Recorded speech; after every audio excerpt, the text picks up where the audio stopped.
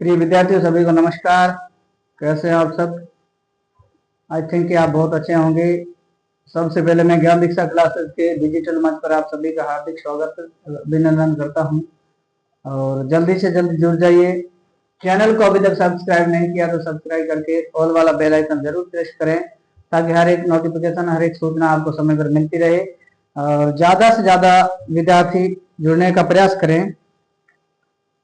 और जो कक्षा 9th है, कक्षा 9th के जो प्रिय विद्यार्थियों फर्स्ट चैप्टर है ना, हमने चैप्टर शुरू किए तो उसके बाद में किसी कारणवश नहीं दे पाई क्लास है, लेकिन रेगुलर प्रयास करेंगे सारी चलाने की।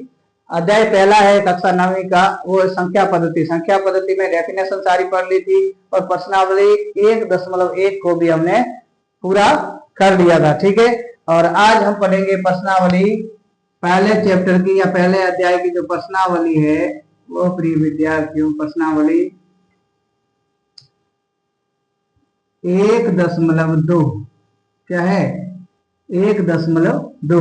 ठीक है, और 1.2 के अंतर्गत जितने भी क्वेश्चन है वो ज्यादातर इतने कठिन नहीं है क्योंकि डेफिनेशियल जो क्वेश्चन है परिभाषिक, तो वो सारे क्वेश्चन आज हम हल करेंगे। जहां भी किसी विद्यार्थी को कोई डाउट रहे तो विद्यार्थी बिना संकोच के, बिना हेजिटेशन के मुझे बता सकता है और मैं कोशिश करूंगा उस आपके हेजिटेशन को दूर करने की। ठीक है ना? हाँ, और नहीं तो चलते हम क्वेश्चन की ओर। आइए देखते हैं पहला क्वेश्चन क्या कह रहा है प्रश्नावली 1.2 का। पहला क्वेश्चन कह रहा है कि नीचे दिए गए कथन सत्य हैं या असत्य हैं, कारण के साथ अपने उत्तर दीजिए। ठीक है, प्रश्न संख्या पहला क्या कह रहा है? वो कह रहा है प्रिय विद्यार्थियों, नीचे दिए गए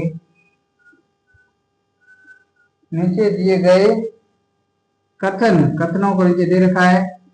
नीचे दिए गए कथन सत्य हैं या असत्य है।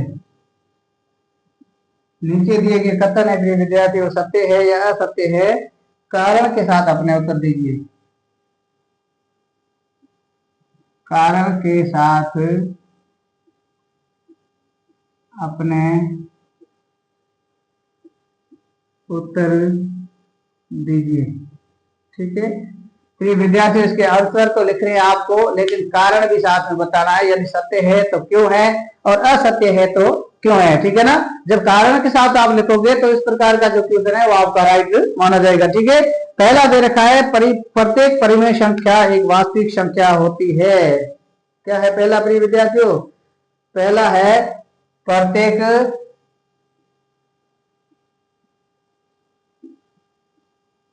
परिमेय संख्या, प्रत्येक परिमेय संख्या, प्रत्येक अपरिमेय संख्या,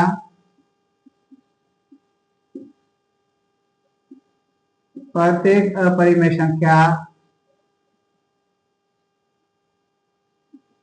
एक वास्तविक संख्या होती है। एक वास्तविक संख्या होती है। प्रत्येक अपरिमेय संख्या एक वास्तविक संख्या होती है। ये कथन सत्य है तो क्यों सत्य है और असत्य है तो क्यों सत्य है, ऐसा आपको बताना है। अब जब परिमेय, अपरिमेय और परिमेय संख्याओं की हमने इस पद्धति में या चैप्टर में बात की थी तो परिभाषाएं सारी मैंने लिखवा रखी थी और उसके अंतर्गत हमने जैसे चर्चा की थी, हमने कहा कि वास्तविक संख्याओं में परिमेय तथा अपरिमेय संख्याएं दोनों प्रकार की संख्याएं हैं प्रिय विद्यार्थी, क्या है, शामिल होती है। ठीक है, और इसलिए प्रत्येक अपरिमेय संख्या है वो वास्तविक संख्या होती है।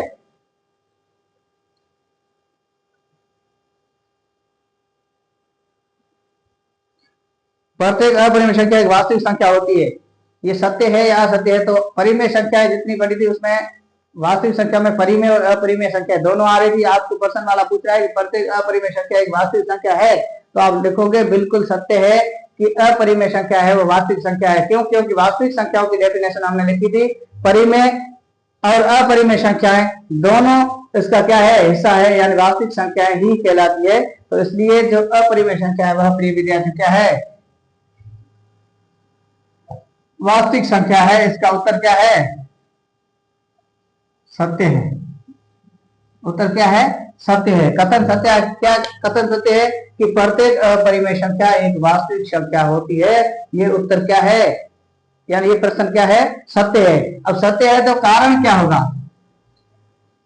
सत्य है तो ये कह रहा है आगे कारण सहित बतानी है। कारण ये बताओगे, क्या बताओगे प्रिय विद्यार्थियों, कि प्रत्येक जो वास्तविक संख्याओं में से परिमेय तथा अपरिमेय दोनों प्रकार की संख्याएं क्या है, शामिल है। ठीक है, वास्तविक संख्याओं में परिमेय और अपरिमेय दोनों प्रकार की संख्याएं क्या है, शामिल है। तो लिखोगे कारण है वास्तविक संख्याओं में, वास्तविक संख्याओं में परिमेय तथा अपरिमेय वास्तविक संख्या परिमेय तथा अपरिमेय संख्याएं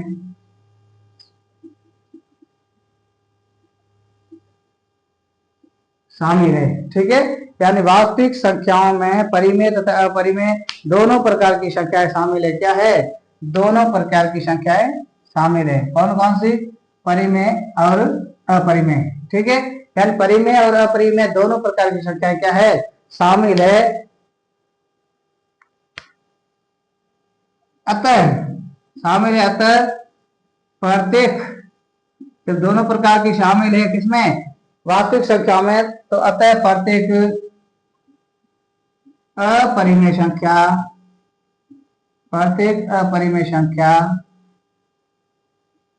एक वास्तविक संख्या होती है। क्या होती है, एक वास्तविक संख्या होती है। ठीक है, यानी परिमेय और अपरिमेय दोनों प्रकार की जो संख्या है दोनों ही वास्तविक संख्याएं होती है। इसलिए प्रश्न वाला कह रहा है कि प्रत्येक अपरिमेय संख्या एक वास्तविक संख्या होती है।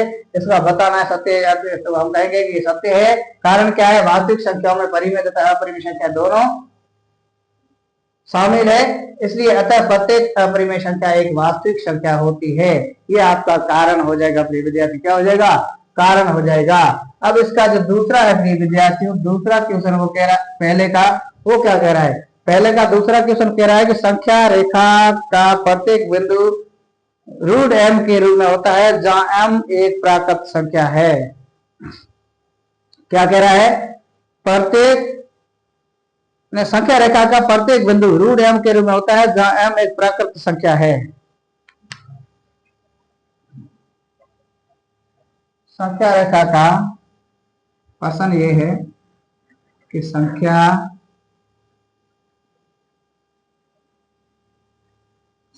रेखा का प्रत्येक बिंदु, संख्या रेखा का प्रत्येक बिंदु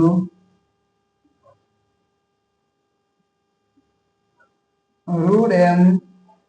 है जहां m एक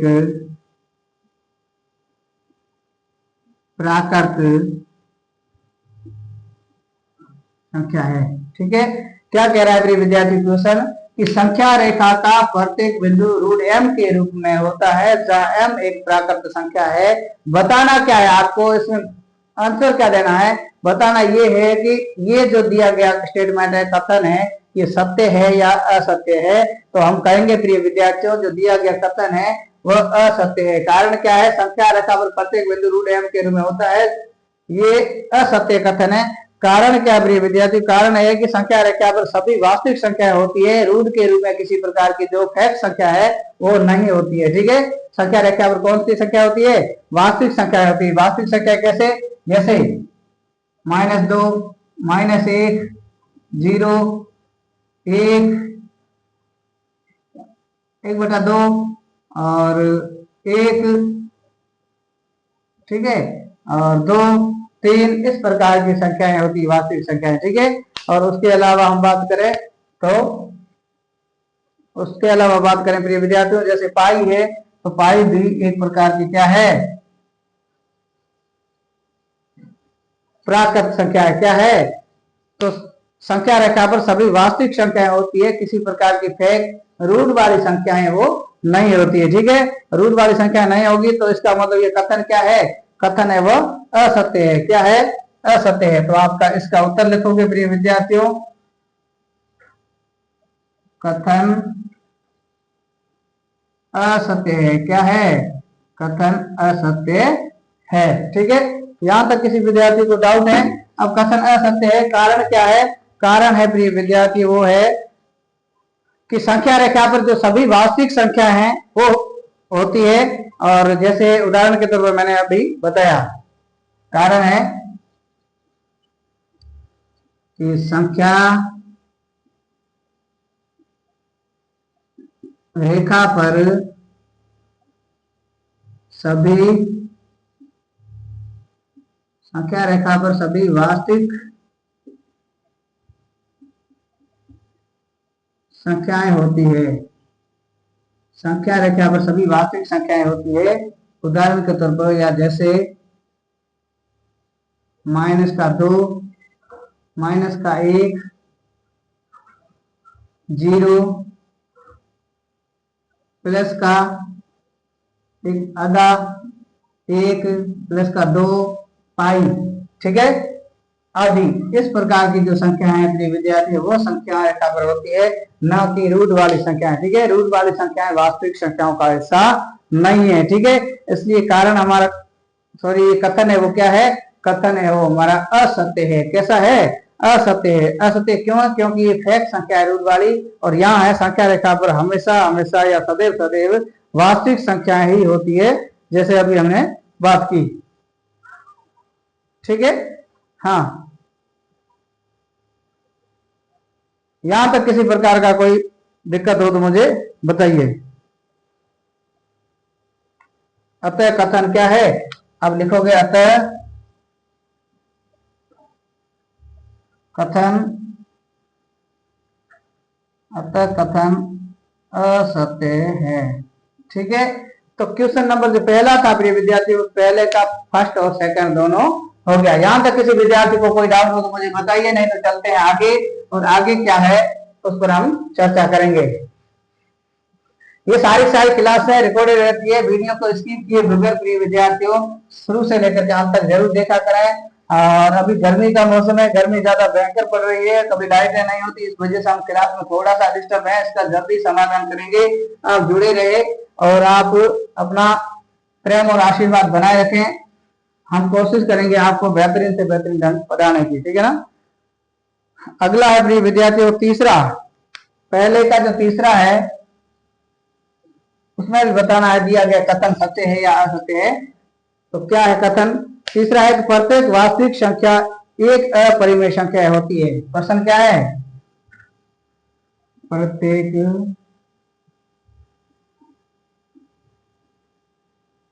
वास्तविक संख्या, प्रत्येक वास्तविक संख्या एक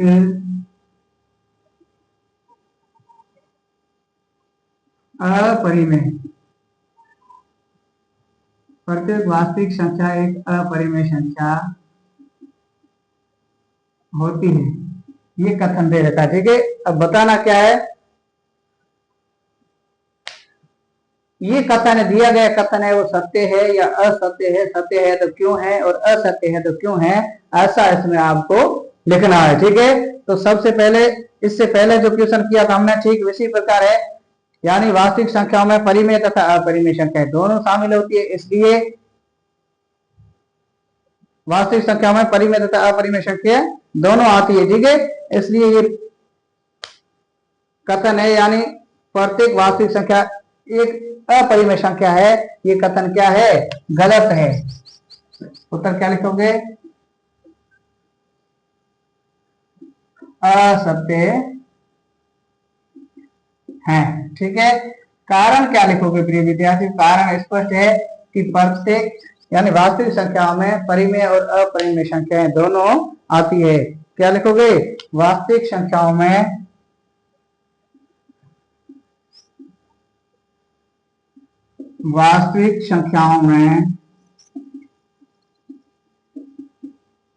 परिमेय तथा अपरिमेय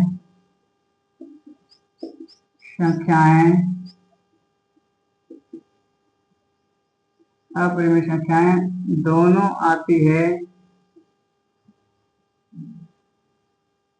आती है। इसलिए उदाहरण के तौर पर प्रिय विद्यार्थी बात है, इसलिए जो प्रत्येक वास्तविक संख्या एक अपरिमेय संख्या होती है, ये कथन क्या है? असत्य है। ठीक है,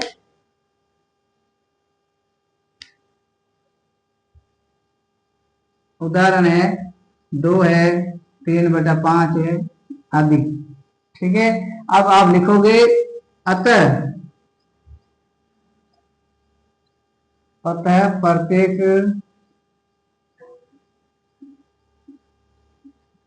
वास्तविक संख्या अपरिमेय नहीं होती।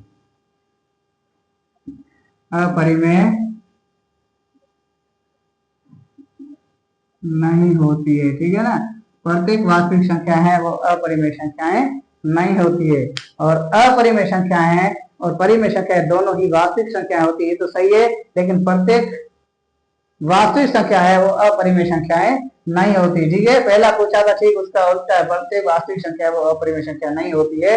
ये था पहले का उत्तर असत्य है, और वास्तविक संख्याओं में परिमेय तथा अपरिमेय संख्या दोनों आती है। उदाहरण के तौर पर 2 है, 3/2 है, इस प्रकार के। और अतः प्रत्येक वास्तविक संख्या है वो अपरिमेय संख्या नहीं होती है। ठीक है, यहां तक किसी विद्यार्थी को कोई डाउट हो तो मुझे बताइए। नहीं है? हाँ, अब हम आगे की बात करेंगे। क्वेश्चन नंबर दूसरा, ये तो फर्स्ट के अंदर रोमन संख्या में पहला, दूसरा और तीसरा 3 क्रम दे रखे थे, तीनों के तीनों हमने हल करके देख लिए। ठीक है, और अब आगे हम बात करेंगे प्रिय विद्यार्थियों दूसरे क्वेश्चन की। दूसरा क्वेश्चन आपका कह रहा है कि सभी धनात्मक पूर्णांकों के वर्गमूल अपरिमेय होते हैं? यदि नहीं तो एक ऐसी संख्या के वर्गमूल का उदाहरण दीजिए जो एक परिमेय संख्या है। क्वेश्चन नंबर क्या कह रहा है? दूसरा प्रिय विद्यार्थियों, दूसरा ये कह रहा है क्या सभी धनात्मक पूर्णांकों के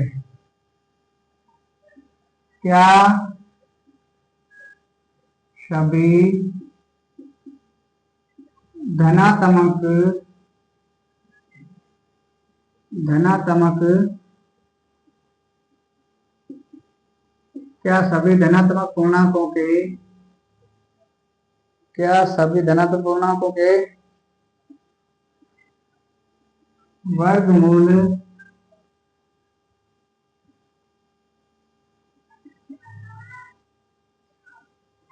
क्या सभी धनात्मक पूर्णांकों के वर्गमूल अपरिमेय होते हैं?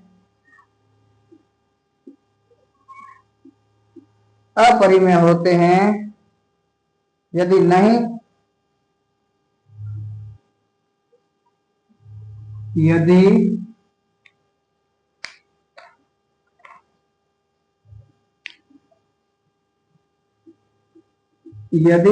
तो होते हैं तो क्यों होते हैं, और नहीं होते हैं यदि नहीं तो एक ऐसी संख्या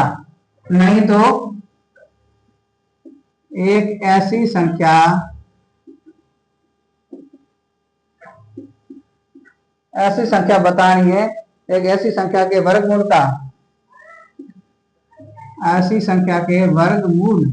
इसका वर्गमूल का उदाहरण दीजिए। क्या कह रहा है? ऐसी संख्या के वर्गमूल का उदाहरण दीजिए जो एक परिमेय संख्या है। जो क्या है? जो एक परिमेय संख्या है।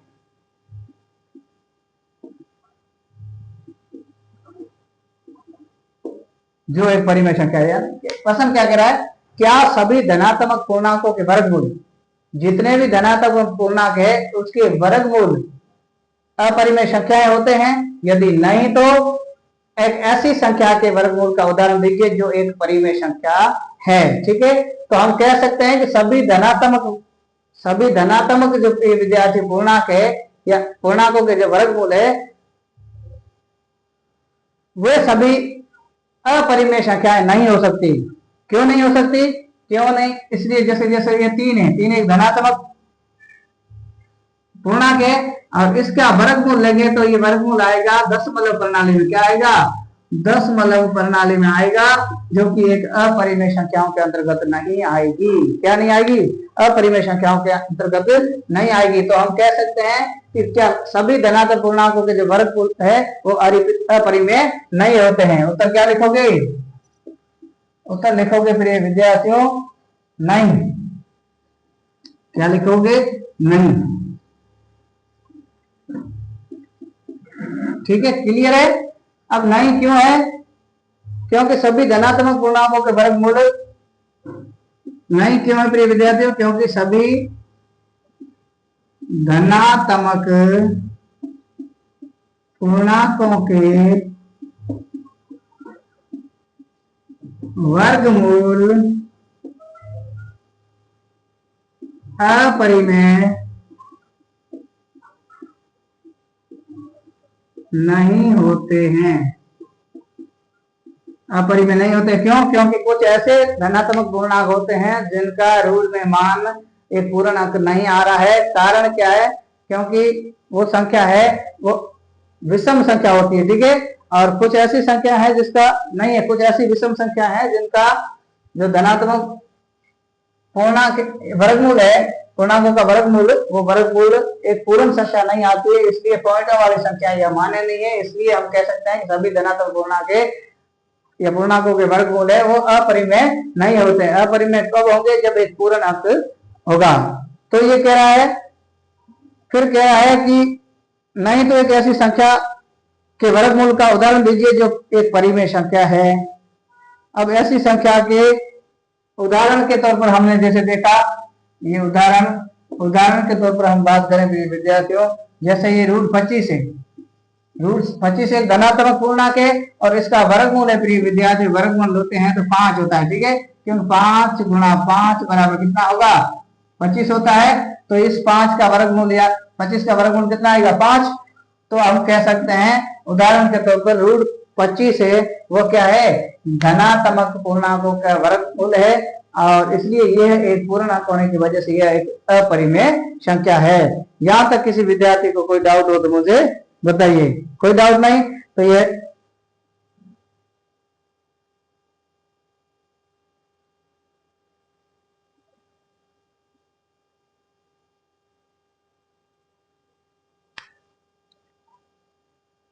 नीचे लिखोगे, यदि कोई संख्या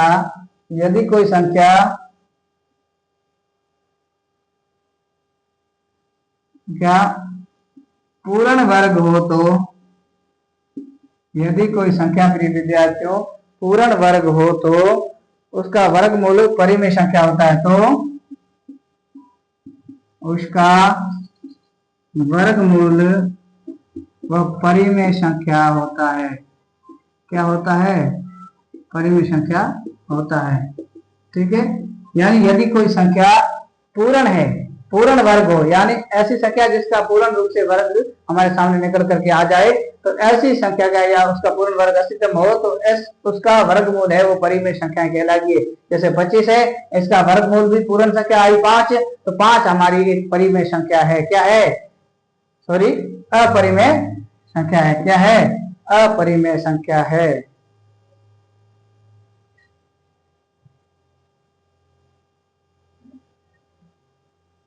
ठीक है,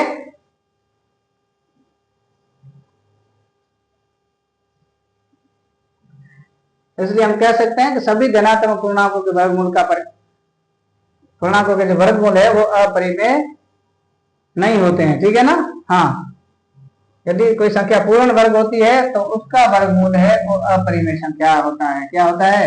अपरिमेय संख्या होता है या होती है। ठीक है, एक ही बात है। तो दूसरा क्वेश्चन हमारा हो गया अपने विद्यार्थियों, जहां कहीं किसी को दिक्कत आए समझने में तो आप वीडियो को आगे पीछे करके भी देख सकते हैं। वीडियो को शुरू से अंत तक कंटिन्यू देखना पड़ेगा। फिर भी दिक्कत हो तो आप कमेंट बॉक्स में सादर आमंत्रित है और मुझे कमेंट करके बता सकते हैं कि सर यह चीजें समझ में नहीं आई। ठीक है, अब क्वेश्चन नंबर प्रिय विद्यार्थियों तीसरा। क्वेश्चन नंबर क्या है? तीसरा। तीसरा क्वेश्चन प्रिय विद्यार्थियों क्या कह रहा है? तीसरा क्वेश्चन आपका बुक में कह रहा है कि दिखाइए कि संख्या रेखा पर रूट 5 को किस प्रकार निरूपित किया जा सकता है। संख्या रेखा पर रूट 5 को किस प्रकार निरूपित किया जा सकता है। ठीक है,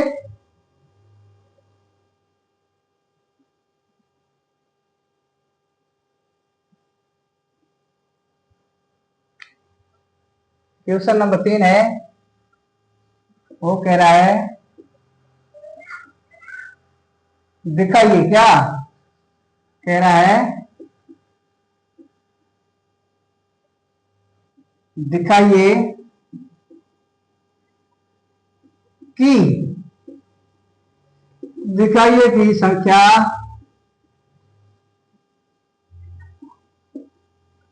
संख्या रेखा पर रूट 5 को किस प्रकार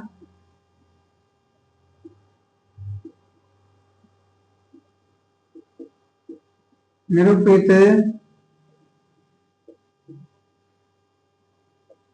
किया जा सकता है।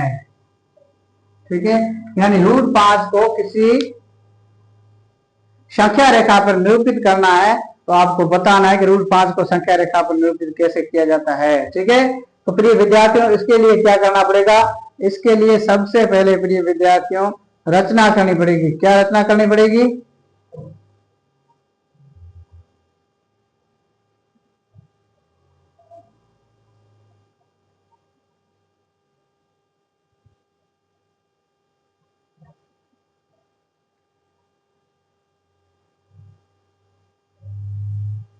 सबसे पहले इसके लिए रचना करनी पड़ेगी। रचना क्या करनी पड़ेगी प्रिय विद्यार्थियों? रचना में हम लिखेंगे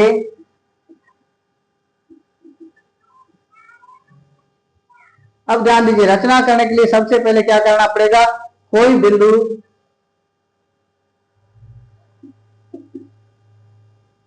यानी संख्या रेखा पर कोई बिंदु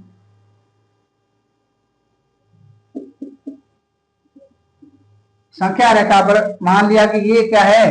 ये एक प्रिय विद्यार्थियों क्या है?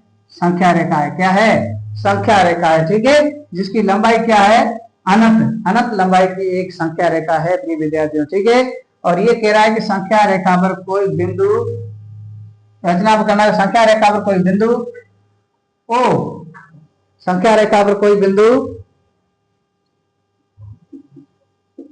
ओ मानकर, यानी कोई बिंदु ओ मान करके, यानी हम यहां से ओ मान लेते हैं। ठीक है, अब ओ मानने के बाद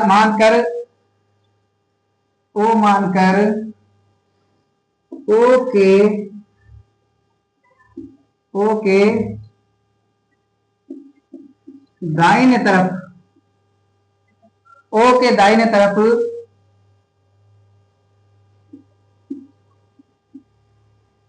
ए बिंदु, ओ के दाहिने तरफ विद्यार्थियों ए बिंदु निर्धारित करेंगे। क्या करेंगे? ए बिंदु निर्धारित करेंगे जिसकी या जिसका इकाई मान 2 है। जिसका इकाई मान क्या है? 2 है। यानी ओ से कोई इस रेखा पर बिंदु निरूपित करना पड़ेगा जिसको देना पड़ेगा ए। ठीक है, और ए की लंबाई है वो प्रिय विद्यार्थी क्या है? 2 दे रखी है, 2 इकाई दे रखी है। ए की लंबाई कितनी दे रखी है? 2 इकाई दे रखी है। ठीक है, क्या दे नहीं रखी है, हम मानना पड़ेगा। ठीक है, क्यों? क्योंकि रूट 5 को हमें किसी संख्या रेखा पर निरूपित करना है। ठीक है, अब ध्यान दीजिए, अब ए के ठीक लंबवत, ए के ठीक लंबवत, लंबवत का मतलब होता है एक कोण क्या बनेगा प्रिय विद्यार्थी? 90 डिग्री का बनेगा। ओ के ठीक लंबवत बिंदु बी मानना पड़ेगा। क्या मानना पड़ेगा? तो देखेंगे तथा तथा ए के ठीक लंबवत बिंदु बी मानकर यह मानना पड़ेगा।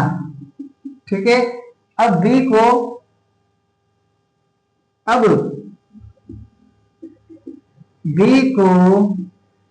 पुनः कहां से मिलाना है? बी को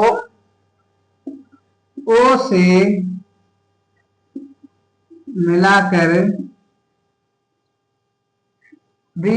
से मिलाकर एक आकृति का निर्माण करना होगा,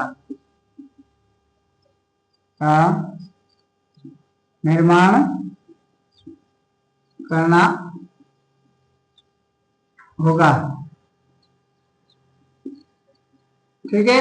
अब ध्यान दीजिए, बिंदु ये बी है और बी को किससे मिलाना है? ओ से मिलाना है। अब आप देख रहे हो ओ ए बी, एक क्या बनेगा?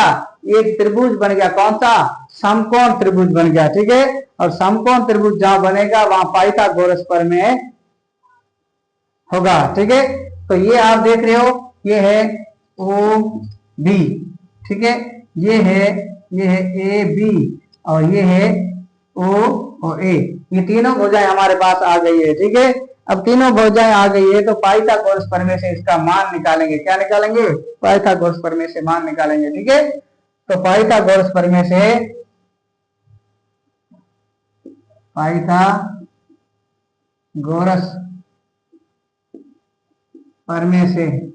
प्रमेय क्या है? कर्ण का स्कोर बराबर आधार का स्कोर प्लस लंब का स्कोर। ठीक है, यहां तक किसी को दिक्कत? पाइथागोरस प्रमेय क्यों लगा रहे हैं? क्योंकि ये समकोण त्रिभुज है। ठीक है, अब हम इसमें बात करेंगे तो ओ बी का स्कोर बराबर ए बी का स्कोर प्लस ओ ए का स्कोर, या हम यूं बात करें ओ ए का स्कोर आधार प्लस ए बी का स्कोर यानी लंब। ठीक है, यहां तक कोई डाउट? अब ओ बी का स्कोर बराबर इसकी जगह हम मान रखेंगे क्या? 2 प्लस ए बी का मान है प्रिय विद्यार्थियों, जब ज्ञात करेंगे तो ये एक इकाई है तो ये 1 हो जाएगा। ठीक है, क्या हो जाएगा प्रिय विद्यार्थियों? 1।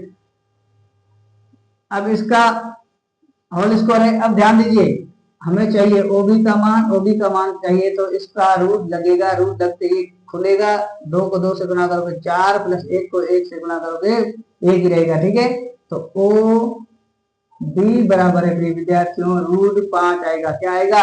√5 आएगा। ठीक है, और इस √5 को क्या करना? संख्या रेखा पर निरूपित करना है। तो क्या करना पड़ेगा? इस संख्या रेखा पर निरूपित करना है। इस संख्या रेखा पर निरूपित करने का मतलब हुआ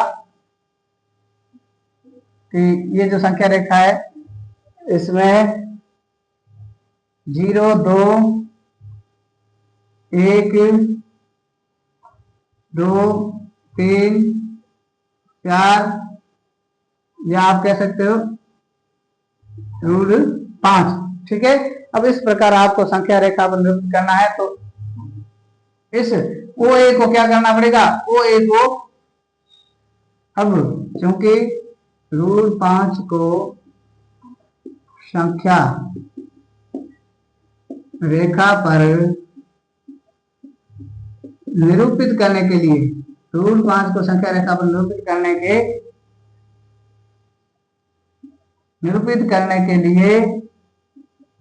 के लिए क्या करना पड़ेगा? ओ बी को त्रिज्या मानकर ओ से चाप काटेंगे। ओ से क्या काटेंगे? चाप काटेंगे। ठीक है, तो आप प्रकार से काटना, मैं हाथ से काट रहा हूं। यहाँ से इसको त्रिज्या मानिए, त्रिज्या मान करके यहाँ से चाप काटोगे प्रकार के नोक यहाँ रख करके, तो फिर विद्यार्थियों इस प्रकार चाप कटेगा। किस प्रकार? इस प्रकार कटेगा। ये √5 है। क्या है? √5 है। ठीक है, और इस प्रकार हमें √5 को क्या करना था? निरूपित करना था। और ये आप प्रकार से दूरी निकालोगे तो ये जो √5 है आएगी तो ये रूल 5 प्रिय विद्यार्थियों आप उससे प्रकार से नाप करके और यहाँ से इस प्रकार चाप खींचोगे तो ये संख्या रेखा पर इस प्रकार आएगा। ऐसे क्वेश्चन ज्यादातर आपके हिसाब से एग्जाम में मेरे हिसाब से नहीं आएंगे, लेकिन इसको समझने के लिए यही है कि आपको दे रखा है विषयी संख्या रेखा पर रूल 5 को किस प्रकार निर्मित किया जा सकता है बताना है। तो इसके लिए सबसे पहले रचना करनी पड़ेगी। रचना क्या है, कोई एक संख्या रेखा लेनी पड़ेगी, उसमें बिंदु ओ मान करके, बिंदु हमने ओ माना और ओ के दाहिने तरफ एक बिंदु निर्धारित किया और जिसका इकाई मान है वो कितना है, 2 है, इसकी नाप है वो 2 है तथा ए के ठीक लंबवत बिंदु बी मान करके, ठीक है, कितनी लंबाई का, 1, ठीक है, 1 इकाई लंबाई का, ठीक है, 1 इकाई लंबाई का बिंदु बी मान करके बी को ओ से मिलाया तो ये समकोण त्रिभुज बन गया। समकोण त्रिभुज बनते ही पाइथागोरस प्रमेय हो जाएगा, क्योंकि कर्ण का स्क्वायर है वो आधार प्लस लंब के स्क्वायर के बराबर होगा, ठीक है। तो इस प्रकार हमारा ओ बी है रूल 5 किया गया और इसको निरूपित किया। तो यहाँ ये हमने रफ डायग्राम बनाया है, लेकिन आप बुक्स में बनाओ तो प्रकार की सहायता से बनाना। तो ठीक इस प्रकार रूल 5 है और संख्या रेखा पर इस प्रकार निरूपित होगा। यहाँ तक किसी विद्यार्थी को कोई डाउट हो तो मुझे बताइए, नहीं तो ये क्वेश्चन यही पूरा हो जाता है। चौथा कक्षा के लिए क्रियाकलाप है वर्गमूल सर्किल की रचना कीजिए। ये चौथे क्वेश्चन में रचना आपकी कर रखी है गृह विद्यार्थियों, और रचना करने के बाद में इसमें ज्यादातर कुछ खास है नहीं, आप कोशिश करना घर जाकर के, नहीं होता तो फिर हम आगे देखेंगे। और नेक्स्ट क्लास में हम मिलते हैं अगली प्रश्नावली के साथ। प्रश्नावली 1.3 है, वो बहुत ही शानदार प्रश्नावली है, आप घर पे पढ़ करके आना और वीडियो को शुरू से अंत तक देखा करें। अच्छा लगे तो लाइक करें, शेयर करें, कमेंट करके हमें बताएं कि आप कहां से हैं। और चैनल को अभी तक सब्सक्राइब नहीं किया तो चैनल को सब्सक्राइब करके ऑल वाला बेल आइकन जरूर प्रेस करें ताकि हर एक सूचना आपको समय पर मिलती रहे। आज की क्लास में बस इतना ही, मिलते हैं अगली क्लास में, तब तक के लिए धन्यवाद।